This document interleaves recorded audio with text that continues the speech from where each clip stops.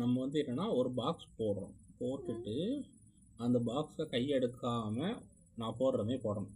Okay, ஆனால் அதே மாதிரி கையை வந்து போட்டதே போடணும், அந்த லைன்லேயே திருப்பி வரக்கூடாது. ஓகேவா?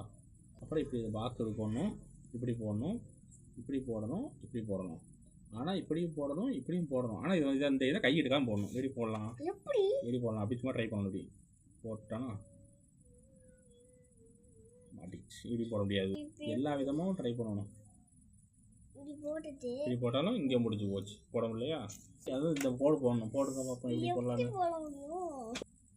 புஷ் மாட்டிக்கிறாங்க. போடு அடுத்த ட்ரை பண்ணணும். போட போடு. அடுத்தது வேற இப்படி போட்டு இப்படி போட்டு இப்படி போட்டு 1 2 3 4 அவ்வளோதான். அவ்வளோ முடிஞ்சு முடிஞ்சு. ஆமாம், இன்னும் குட்டியா போட கண்டு தெரியாமல். ஆமாம், அடுத்த ரவுண்டு பெருசாங்க போடுங்க. இது கூட இது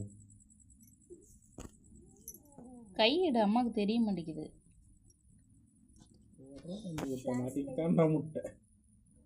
அப்புறம் அதுக்கப்புறம் வரக்கூடாது, பின்னாடி வரக்கூடாது. கை தூக்கிட்டா போடு போடு போட்டு. இப்போ அடுத்த ரவுண்டு. இப்போ அம்மா இருக்கு. முயற்சி பண்ணா ரொம்ப யோசிக்காம போட்டலாம். அவ்வளோ போட தெரியுமா?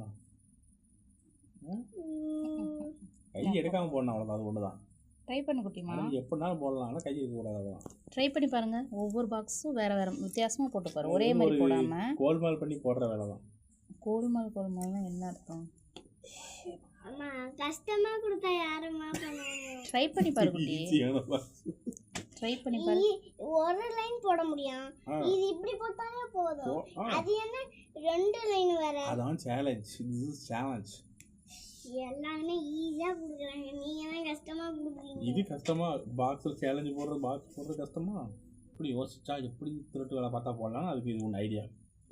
என்ன இப்படி சொல்லி கொடுக்கீங்க? திருட்டு வேலைன்னு மூளைக்கு வேலை எப்படி யோசிக்க அப்படி சொல்லி கொடுங்க. திருட்டு வேலைன்னா அதான் மூளைக்கு வேலை கொடுக்கணும். மூளைக்கு வேலை. பேனாவை கை எடுக்க கூடாதுன்னு என்னெல்லாம் எதனாலும் வச்சு யூஸ் பண்ணிக்கலாம். எதனாலும் வச்சு யூஸ் பண்ணிக்கலாம். கரெக்டானது கிடையாது. கரெக்டானது கிடையாது. நான் உண்மையில் இல்லை, கரெக்டானது கிடையாது. போட முடியாது. ஆனால் இது வந்து மூளை யோசிச்சு தான் போடலாம். எப்படினாலும் போடலாம்.